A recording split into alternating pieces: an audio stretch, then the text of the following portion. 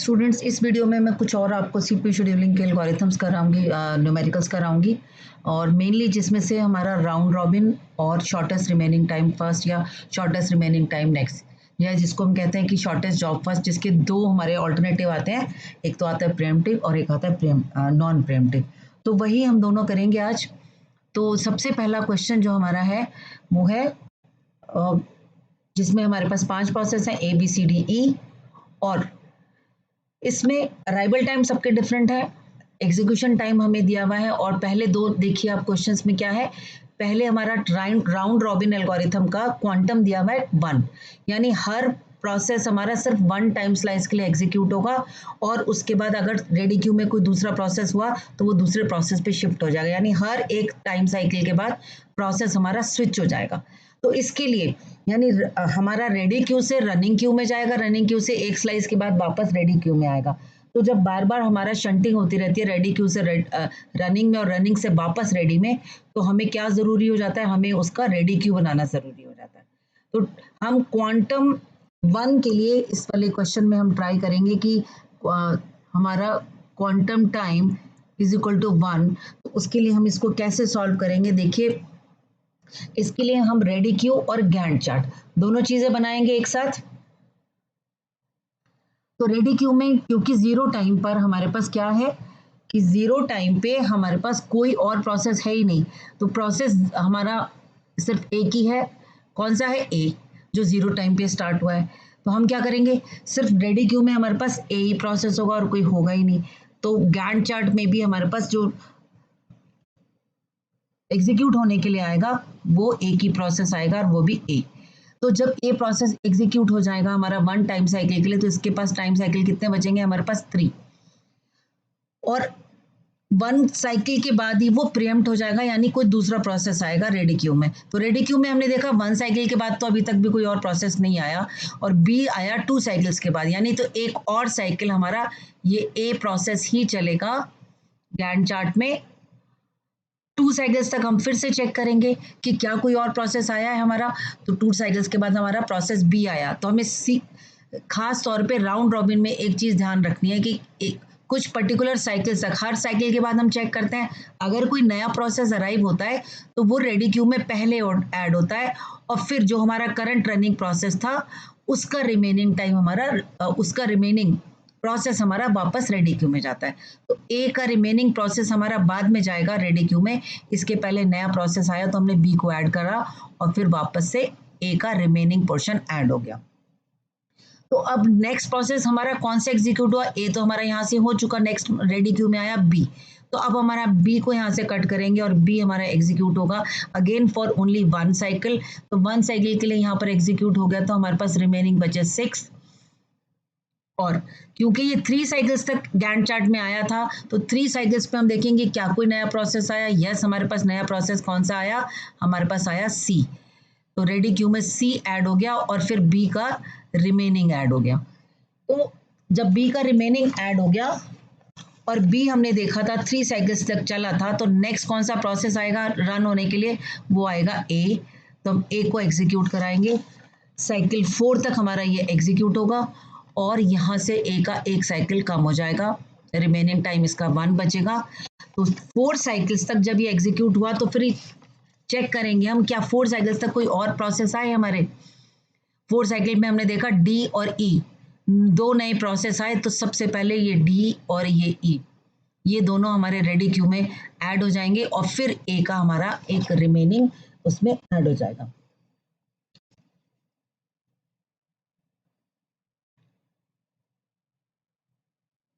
ठीक है, तो फिर नेक्स्ट कौन सा प्रोसेस हमारा रन करेगा, वो करेगा रेडी क्यू में। हम देखेंगे सी है हमारा सबसे आगे, तो पहले सी को रन कराएंगे। सी 5 साइकिल्स तक एग्जीक्यूट होगा, इसका एक हमारा एग्जीक्यूशन टाइम कम हो जाएगा, 2 रिमेनिंग बचेगा। तो इसका रिमेनिंग, क्योंकि 5 साइकिल्स के बाद कोई नया प्रोसेस हमारा नहीं आया, तो ये जो सी का रिमेनिंग था वो हम रेडी क्यू में ऐड कर देंगे।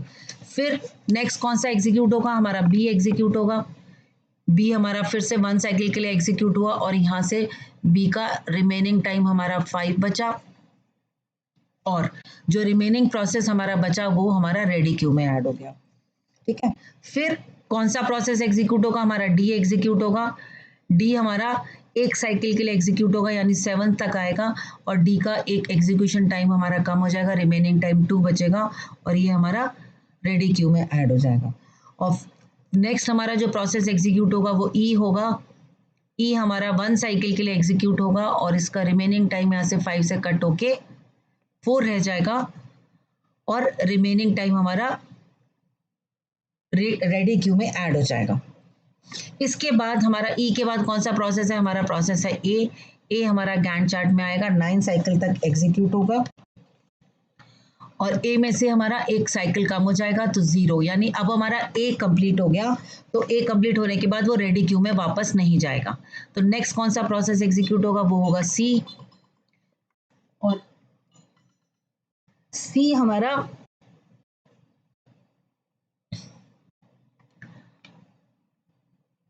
एक 10 साइकिल तक चलेगा यानी एक साइकिल तक चलेगा और सी का रिमेनिंग हमारा 2 से 1 हो जाएगा और रिमेनिंग हमारा रेडी क्यू में ऐड हो जाएगा। ठीक है, फिर नेक्स्ट कौन सा प्रोसेस आया, हमारा बी आया। तो बी हमारा एक साइकिल के लिए चलेगा यानी 11 तक चलेगा और बी का एक एग्जीक्यूशन टाइम हमारा कम हो जाएगा, ये 4 रह जाएगा हमारा और ये हमारा रेडी क्यू में ऐड हो जाएगा। नेक्स्ट हमारा डी एग्जीक्यूट होगा। डी हमारा 12 तक एग्जीक्यूट होगा और डी का एक एग्जीक्यूशन साइकिल कम हो जाएगा, रिमेनिंग 1 बचेगा और हमारा रेडी क्यू में ऐड हो जाएगा। इसके बाद जो नेक्स्ट आया हमारे पास ई आया। ई हमारा एक साइकिल के लिए एग्जीक्यूट होगा यानी 13 तक एग्जीक्यूट होगा और ई का एक साइकिल और कम हो जाएगा, हमारे पास 3 रिमेनिंग आएगा और हमारा रेडी क्यू में ऐड हो जाएगा। नेक्स्ट हमारा जो रेडी क्यू में आगे है सी। तो सी हम एग्जीक्यूट करेंगे और ये 14 तक आएगा। सी का एक एग्जीक्यूशन साइकिल और कम हो जाएगा हमारा, तो हम देखेंगे कि सी प्रोसेस हमारा कंप्लीट हो चुका है, तो अब ये रेडी क्यू में ऐड नहीं होगा। नेक्स्ट प्रोसेस जो एग्जीक्यूट होगा वो हमारा बी होगा और बी हमारा 14 से 15 तक चलेगा। बी का हमारा एक साइकिल और कम हो जाएगा, 4 से 3 रह जाएगा और ये बी हमारा रेडी क्यू में ऐड हो जाएगा। देन नेक्स्ट हमारा डी आया। डी हमारा 16 तक स्टार्ट हुआ, मतलब 16 तक चलेगा एक साइकिल तक। डी का एक और कम हो जाएगा यानी 0 हो जाएगा, यानी हमारा डी का एग्जीक्यूशन बिल्कुल फिनिश हो चुका, तो ये हमारा रेडी क्यू में ऐड नहीं होगा। नेक्स्ट प्रोसेस हमारा ई आया। रेडी क्यू में से ई को हटाकर हम यहाँ पे लेकर आए गैंट चार्ट में, ये 17 साइकिल तक चलेगा।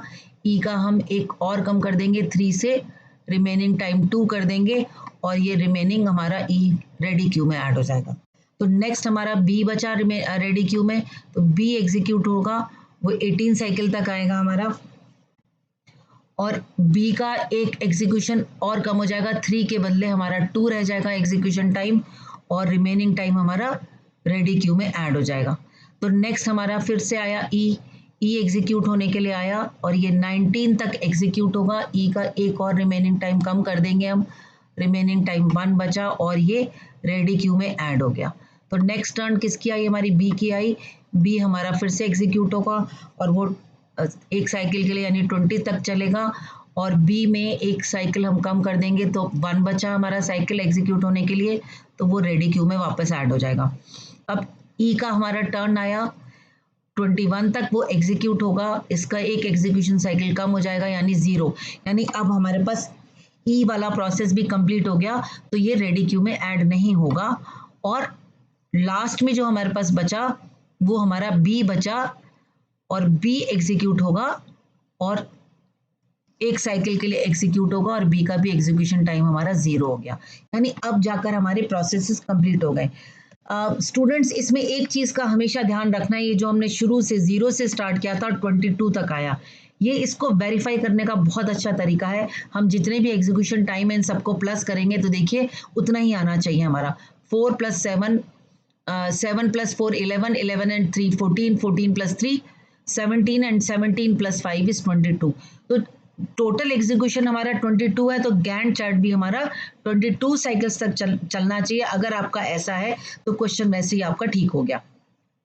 अब हम जल्दी से गैंट चार्ट में से सबका कंप्लीशन टाइम निकालते हैं। प्रोसेस ए का हमारा जो कंप्लीशन टाइम आया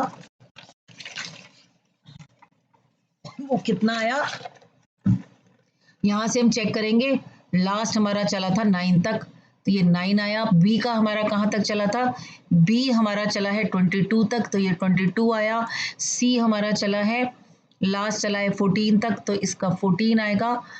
डी हमारा प्रोसेस कहाँ तक एग्जीक्यूट हुआ, 16 तक, तो यहाँ पर 16 आएगा।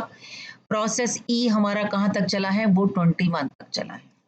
ठीक है, अब इन्हीं में से देखते हुए हम टर्न अराउंड टाइम भी कैलकुलेट कर लेंगे। टर्न अराउंड टाइम कैलकुलेट करने के लिए सीटी माइनस अराइवल टाइम, तो ए के लिए 9 हो गया, बी के लिए 22 माइनस 2 दैट इज 20, सी के लिए 14 माइनस 3 दैट इज 11, और डी के लिए 16 माइनस 3.5 दैट इज 12.5।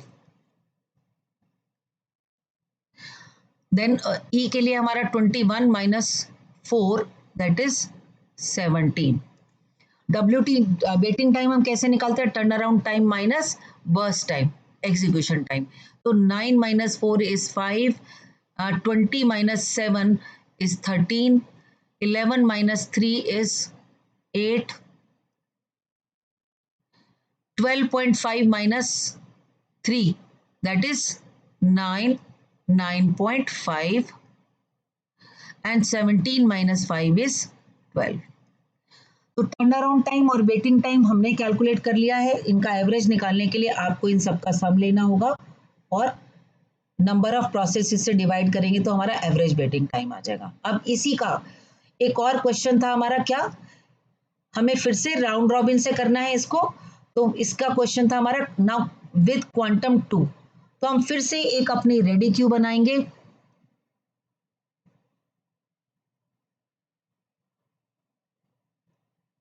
और एक हमारा गैंट चार्ट बनेगा। इस बार हमारे गैंट चार्ट में क्या है, 2 के साइकिल्स आएंगे। तो पहले से हम कुछ तो ड्रॉ करके रख लेते हैं, 0 से 2, देन 4, देन 6 और बाकी हम आगे करेंगे। ठीक है, तो अब रेडी क्यू में देखा हमने, जैसे पहले ही देखा था कि ए के साथ कोई और प्रोसेस हमारा 0 टाइम पर है ही नहीं, तो रेडी क्यू में हमारा सिर्फ ए प्रोसेस है। इसको यहाँ पे लिख लेते हैं रेडी क्यू। तो एग्जीक्यूट भी हमारा प्रोसेस ए होगा, 2 साइकिल्स तक एग्जीक्यूट होगा। 2 साइकिल के बाद हमारा नया प्रोसेस आया बी, तो वो हमारा रेडी क्यू में ऐड हो गया।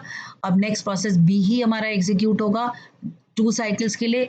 ए के 2 साइकिल्स फिनिश हो चुके तो रिमेनिंग हमारा 2 बचा। अब बी के भी 2 साइकिल्स हमारे फिनिश हो गए तो इसका 5 बचा। अब बी क्योंकि 4 साइकिल के तक कंप्लीट हुआ और 4 साइकिल तक हम देखेंगे कौन से नए प्रोसेस आ गए हमारे, सी भी आ गया, डी भी आ गया और ई भी आ गया। ठीक है, तो पहले हमारे ये रेडी क्यू में ऐड हो जाएंगे सी, डी एंड ई। एक मिनट, हमारा रेडी क्यू में पहले बी आया था, आई एम सॉरी, बी के बाद हमारा ए का रिमेनिंग ऐड होना है। तो 1 मिनट के लिए हम करेक्शन कर लेते हैं इसमें रेडी क्यू में, नहीं तो आगे का हमारा प्रोसेस गलत हो जाएगा। जब हमारा ए 2 साइकिल्स तक चला था तो बी पहले आया था, बी को ऐड करके हम दोबारा इसमें ए को ऐड करेंगे। ठीक है, फिर हमारा जब बी एग्जीक्यूशन के लिए आया, 4 साइकिल्स तक आया, तब तक हमारे सी, डी और ई आ गए, सी, डी और ई, और फिर हमारा बी का रिमेनिंग रेडी क्यू में ऐड हो जाएगा। अब नेक्स्ट कौन सा प्रोसेस आया एग्जीक्यूट होने के लिए, वो फिर से हमारा ए आया। ए 2 साइकिल्स तक चलेगा तो 2 इसमें से माइनस करेंगे तो 0 हो जाएगा और ए हमारा कंप्लीट हो गया, तो ये वापस से रेडी क्यू में ऐड नहीं होगा। ठीक है, तो नेक्स्ट हमारा फिर कौन सा आया एग्जीक्यूट होने के लिए, सी है हमारा रेडी क्यू में आगे, तो हम सी को एग्जीक्यूट करेंगे 2 साइकिल्स तक। तो सी का में से 2 साइकिल्स माइनस हो जाएंगे तो 1 साइकिल बचेगा जो कि हमारा रेडी क्यू में ऐड हो जाएगा। नेक्स्ट प्रोसेस एग्जीक्यूट करने के लिए रेडी क्यू में है डी, तो हम डी को यहाँ पर गैंट चार्ट में डी को एग्जीक्यूट कराएंगे। 2 साइकिल्स के लिए वो एग्जीक्यूट होगा, यानी 10 तक एग्जीक्यूट होगा और डी का रिमेनिंग टाइम 2 से कम होकर 1 बचेगा और वो रेडी क्यू में ऐड हो जाएगा। नेक्स्ट हमारा एग्जीक्यूशन के लिए आया ई, ई को हम 2 साइकिल्स तक एग्जीक्यूट कराएंगे और यहाँ से 2 माइनस हो जाएंगे, 3 साइकिल्स हमारे रिमेनिंग होंगे और वो हम इसको रेडी क्यू में ऐड कर देंगे। नेक्स्ट हमारा एग्जीक्यूशन के लिए आया बी, तो हम बी में चेक करेंगे, बी में हमारे 5 बचे थे, ये 2 साइकिल्स तक एग्जीक्यूट होगा और 5 में से हमारा रिमेनिंग बचेगा 3 और वो हमारा रेडी क्यू में ऐड हो जाएगा। नेक्स्ट आएगा हमारा सी। अब सी का क्योंकि 1 साइकिल ही रिमेनिंग था तो सी हमारा सिर्फ एक साइकिल के लिए चलेगा, यानी 15 तक चलेगा और इसका रिमेनिंग टाइम हमारा 0 बचेगा और ये रेडी क्यू में ऐड नहीं होगा। नेक्स्ट हमारा है डी। तो डी प्रोसेस का भी रिमेनिंग टाइम हमारा 1 ही बचा है, तो ये 1 साइकिल के लिए ही एग्जीक्यूट होगा और क्योंकि ये कंप्लीट हो गया तो रेडी क्यू में दोबारा से ऐड नहीं होगा। नेक्स्ट हमारा आया प्रोसेस ई। तो जब हम ई को एग्जीक्यूट कराएंगे, ई के रिमेनिंग टाइम हमारे 3 बचे थे, लेकिन ये 2 साइकिल्स के लिए एग्जीक्यूट होगा 18 तक और ई का हमारा 3 - 2 करेंगे तो 1 रिमेनिंग टाइम बचा और ये हमारा रेडी क्यू में ऐड हो गया। तो नेक्स्ट हमारा रेडी क्यू में कौन सा प्रोसेस है? बी है। हम बी को एग्जीक्यूट कराएंगे, बी का रिमेनिंग टाइम अभी भी 3 था, हमारा 2 साइकिल्स तक चलेगा और रिमेनिंग टाइम 1 बचेगा, यानी ये हमारा 18 से 20 तक एग्जीक्यूट होगा और रिमेनिंग टाइम के लिए रेडी क्यू में ऐड हो जाएगा। फिर नेक्स्ट हमारा ई आया एग्जीक्यूट होने के लिए, तो इस बार हम देखेंगे ई हमारा सिर्फ एक ही साइकिल रिमेनिंग है, तो ये 21 तक एग्जीक्यूट होगा और इसका रिमेनिंग टाइम 0 हो जाएगा, तो ये रेडी क्यू में ऐड नहीं होगा क्योंकि ये कंप्लीट हो गया। तो अब रेडी क्यू में लास्ट हमारा प्रोसेस बचा बी, तो वो बी हमारा एग्जीक्यूट होगा और बी का सिर्फ 1 साइकिल बचा था, तो ये 22 तक रन होगा। तो यहाँ पर देखिए स्टूडेंट्स, यहाँ पर भी हमारा जो गैंट चार्ट बना 0 से 22 तक बना, इसका मतलब हमारा गैंट चार्ट ठीक बना है। अब यहाँ से हम इसके कंप्लीशन टाइम लेंगे। तो प्रोसेस ए का कंप्लीशन टाइम क्या होगा? ये कहाँ पर एग्जीक्यूट हुआ? लास्ट 6 साइकिल्स तक एग्जीक्यूट हुआ। बी हमारा कहाँ तक एग्जीक्यूट हुआ? हमारा 22 तक एग्जीक्यूट हुआ। सी हमारा 15 तक एग्जीक्यूट हुआ। डी हमारा 16 तक एग्जीक्यूट हुआ और ई हमारा 21 तक एग्जीक्यूट हुआ। तो इसी से हम टर्न अराउंड टाइम निकालेंगे, CT माइनस अराइवल टाइम। तो 6 - 0 is 6, for B 22 - 2 is 20, for C 15 - 3 is 12, for D 16 - 3.5 that is 12.5, for E 21 - 4 is 17। इससे हमारा वेटिंग टाइम आ जाएगा, turn around time minus burst time. 6 - 4 is 2, 20 - 7 is 13, 12 - 3 is 9, 12.5 - 3 is 9.5 and 17 - 5 is 12। तो ये question भी हमारा complete हो गया। Turn around time, waiting time दोनों आ गए। इन सबका टर्न अराउंड टाइम का सम करेंगे और 5 से डिवाइड करेंगे, एवरेज आ जाएगा। ऐसी वेटिंग टाइम के लिए सबका सम करेंगे और 5 से डिवाइड करेंगे तो हमारा एवरेज वेटिंग टाइम आ जाएगा। अब नेक्स्ट क्वेश्चन ये देखिए, फिर से हमारे पास क्वेश्चन आया SRTF का और राउंड रॉबिन विद क्वांटम 3। ये क्वेश्चन मैं सिर्फ आपको इसलिए करा रही हूँ क्योंकि ये क्वांटम 3 के लिए आया है, जिसके लिए हमें फिर से राउंड रॉबिन और गैंट चार्ट बनाना पड़ेगा। राउंड रॉबिन के लिए गैंट चार्ट और रेडी क्यू बनाना पड़ेगा। तो इसमें भी सबसे पहले एक बार और हम SRTF का क्वेश्चन कर लेते हैं। तो यहां पर हमारे पास क्या था, हमने इसका 3 कैलकुलेट करने हैं, completion time, turn around time और वेटिंग टाइम। तो पहले हम SRTF के लिए कैलकुलेट करेंगे। SRTF means shortest remaining time first.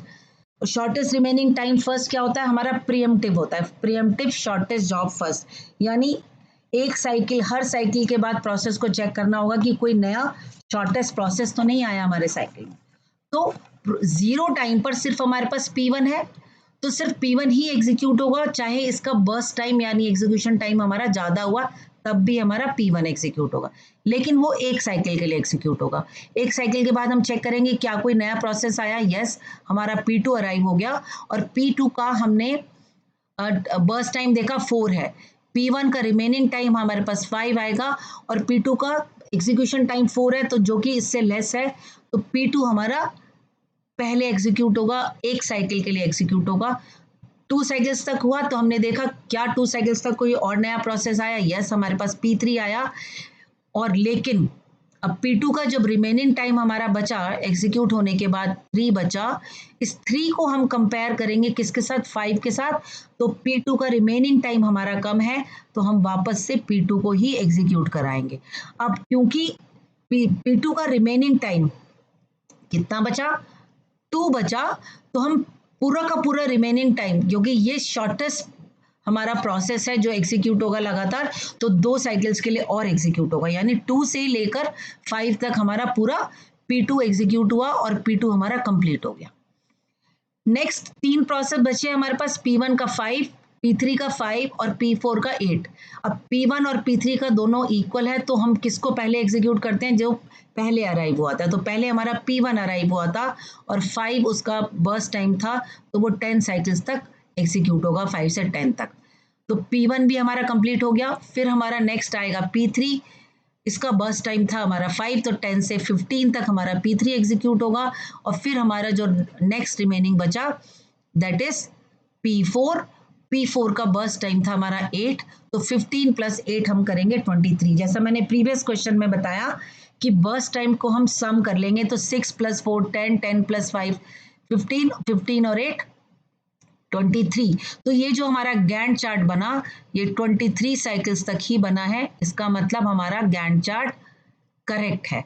तो हम इसमें से हम कंप्लीशन टाइम निकालेंगे हर प्रोसेस का। P1 का कंप्लीशन टाइम हमारा 10 है, P2 का कंप्लीशन टाइम हमारा 5 है, P3 का कंप्लीशन टाइम हमारा 15 है, P4 का कंप्लीशन टाइम 13 है। टर्न अराउंड टाइम निकालेंगे, कंप्लीशन टाइम माइनस अराइवल, तो P1 के लिए 10 आया, P2 के लिए 5 माइनस 1 यानी 4 आया, P3 के लिए 15 माइनस 2 यानी 13 आया, P4 के लिए 23 माइनस 3 यानी 20 आया। Waiting time, turn around time minus burst time, तो 10 माइनस 6 हमारा P1 के लिए आया 4, P2 के लिए हमारा आया 4 माइनस 4 दैट इज 0, P3 के लिए हमारा आया 13 माइनस 5 दैट इज 8, P4 के लिए आया 20 माइनस 8 दैट इज 12। तो टर्न अराउंड टाइम और कंप्लीशन टाइम हमने दोनों निकाल लिया। अब हम यही तीनों एट्रीब्यूट्स राउंड रॉबिन एल्गोरिथम में चेक करेंगे और उसके लिए निकालेंगे completion time, turn around time और वेटिंग टाइम। अब इस बार हमारा जो रेडी क्यू है इसके लिए टाइम क्वांटम कितना है? 3 है। तो जब हमारे सारे एक साथ प्रोसेस नहीं आते तो 0 टाइम पर हमारा जो प्रोसेस होगा वही हमारा रेडी क्यू में आएगा। तो रेडी क्यू में सबसे पहले प्रोसेस P1 आएगा क्योंकि उसके साथ कोई और प्रोसेस नहीं है और P1 ही हमारा पहले एग्जीक्यूट होगा। तो P1 हमारा अब 3 साइकिल्स के लिए एग्जीक्यूट होगा। ठीक है, यहां से हट जाएगा रेडी क्यू में, गैंट चार्ट में आ जाएगा 3 साइकिल्स तक। तो हम चेक करेंगे क्या इन 3 साइकिल तक कोई और प्रोसेस आया हमारा रेडी क्यू में? यस, P2 P3 P4 तीनों आ गए। तो हम यहां पर पहले इन तीनों को ऐड करेंगे।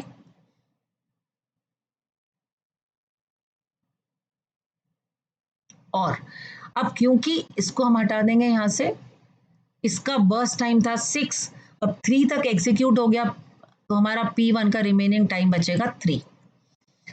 तो नेक्स्ट हमारा कौन सा एग्जीक्यूट, अब P हमारा क्योंकि इसका रिमेनिंग टाइम अभी बचा है तो वो हमारा रेडी क्यू में ऐड हो जाएगा। नेक्स्ट रेडी क्यू में कौन सा प्रोसेस एग्जीक्यूट होने के लिए? P2। तो ये P2 एग्जीक्यूट होगा 3 साइकिल्स के लिए। तो P2 हमारा 4 पूरा बर्स्ट टाइम था इसका 4, तो इसका रिमेनिंग टाइम हमारा 1 बचेगा और ये हमारा रेडी क्यू में ऐड हो जाएगा। नेक्स्ट हमारा रेडी क्यू में है P3, तो P3 एग्जीक्यूट होगा 3 साइकिल्स से के लिए 6 to 9 तक और इसका 3 साइकिल्स माइनस कर देंगे तो हमारे 2 साइकिल्स बचेंगे रिमेनिंग और वो हमारा रेडी क्यू में ऐड हो जाएगा। नेक्स्ट हमारा आया P4, तो P4 हमारा 3 साइकिल्स के लिए आएगा, तो 8 में से 3 साइकिल्स को माइनस करेंगे तो हमारा 5 बचेगा रिमेनिंग टाइम और वो रेडी क्यू में ऐड हो जाएगा। देन हमारा P1 आया, दोबारा से P1 का टर्न आया। अब P1 में हमारे कितने बचे? 3 साइकिल्स ही बचे हैं, तो 12 से 15 तक पूरा P1 एग्जीक्यूट होगा और P1 हमारा क्योंकि 3 साइकिल्स ही बचे थे तो 0 हो गया, तो ये प्रोसेस कंप्लीट हो गया। तो रेडी क्यू में हम इसको ऐड नहीं करेंगे। नेक्स्ट हमारा रेडी क्यू में से P2 हटेगा और P2 एग्जीक्यूट होगा। P2 का रिमेनिंग टाइम कितना बचा था हमारा, 1 साइकिल बचा था।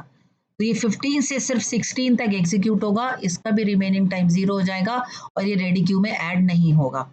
नेक्स्ट हमारा P3 आएगा एग्जीक्यूट होने के लिए। P3 का रिमेनिंग टाइम हमारा 2 बचा था, तो ये सिर्फ 2 साइकिल्स के लिए एग्जीक्यूट होगा, इसका भी रिमेनिंग टाइम 0 हो जाएगा और ये रेडी क्यू में ऐड नहीं होगा। तो लास्ट में हमारा बचा रेडी क्यू में और कोई प्रोसेस नहीं है, सिर्फ एक ही प्रोसेस है। और P4 आया और P4 का रिमेनिंग टाइम हमारा 5 साइकिल्स बचे थे, तो वो 5 के 5 साइकिल्स हमारे P4 के लिए आ जाएंगे। तो 18 + 5 इज 23। तो देखिए गैंट चार्ट हमारा फिर 23 साइकिल्स का बना। अब इस गैंट चार्ट से हम वापस अपना completion time, turn around time और वेटिंग टाइम निकालेंगे। ये है हमारा राउंड रॉबिन के लिए, ठीक है। तो कंप्लीशन टाइम एक प्रोसेस P1 के लिए कितना आया है हमारा, P1 हमारा कंप्लीट हुआ 15 पे, P2 हमारा कंप्लीट हुआ 16 पे, P3 हमारा कंप्लीट हुआ 18 पे और P4 हमारा कंप्लीट हुआ 23 पे। टर्न अराउंड टाइम P1 के लिए हमारा 15 रहेगा, P2 के लिए 16 - 1 यानी 15 आएगा, P3 के लिए 18 - 2 यानी 16 आएगा, P4 के लिए 23 - 3 यानी 20 आएगा। वेटिंग टाइम निकालेंगे, turn around time minus burst time, तो 15 - 6, P1 के लिए हमारा कितना आया 9, P2 के लिए 15 - 4 दैट इज 11, P3 के लिए 16 - 5 दैट इज 11 और P4 के लिए 20 - 8 दैट इज 12। तो इसके भी हमारे कंप्लीशन टाइम और टर्न अराउंड टाइम और वेटिंग टाइम आ गए, तो हम आराम से इनके एवरेज टाइम निकाल सकते हैं। अब मैं एक क्वेश्चन कराऊंगी। अब यहाँ पे ध्यान से देखिए हमारा इस क्वेश्चन में क्या पूछा गया है, pre-emptive and non pre-emptive version of SJF. तो मैं प्रीएम्प्टिव आपको बार बार करा चुकी हूँ, तो इस क्वेश्चन में हम सिर्फ नॉन प्रीएम्प्टिव को ही डिस्कस करेंगे, ठीक है। नॉन प्रीएम्प्टिव का मतलब क्या है कि एक प्रोसेस अगर एग्जीक्यूट होने के लिए आ गया तो वो कंप्लीशन होकर ही बाहर आएगा। तो क्योंकि ये शॉर्टेस्ट जॉब फर्स्ट है, तो हम पहले से चेक कर लेंगे कि कौन सा किसका बर्स्ट टाइम सबसे कम है, वही पहले एग्जीक्यूट होने के लिए आएगा। लेकिन इस पर्टिकुलर एग्जांपल में अगर हम देखेंगे 0 अराइवल टाइम पे हमारे पास कोई और प्रोसेस है ही नहीं, तो सिर्फ प्रोसेस ए ही है, तो ए हमारा सबसे पहले एग्जीक्यूट होगा। अब ए को 1 साइकिल के बाद प्रीएम्प्ट नहीं होगा क्योंकि ये नॉन प्रीएम्प्टिव है, तो ये अपना पूरा बर्स्ट टाइम तक एग्जीक्यूट होगा, यानी 0 से 7 तक आएगा। तो नेक्स्ट हमारे कितने प्रोसेस हैं, अब जब 7 तक आया तो उस 7 साइकिल तक हमारे B, C, D ये तीनों आ गए। तो तीनों में से चेक करेंगे कि शॉर्टेस्ट बर्स्ट टाइम किसका है, इसका है हमारा C का है, तो C एग्जीक्यूट होगा और उसका बर्स्ट टाइम केवल 1 साइकिल है, तो वो 8 तक एग्जीक्यूट होगा, ठीक है।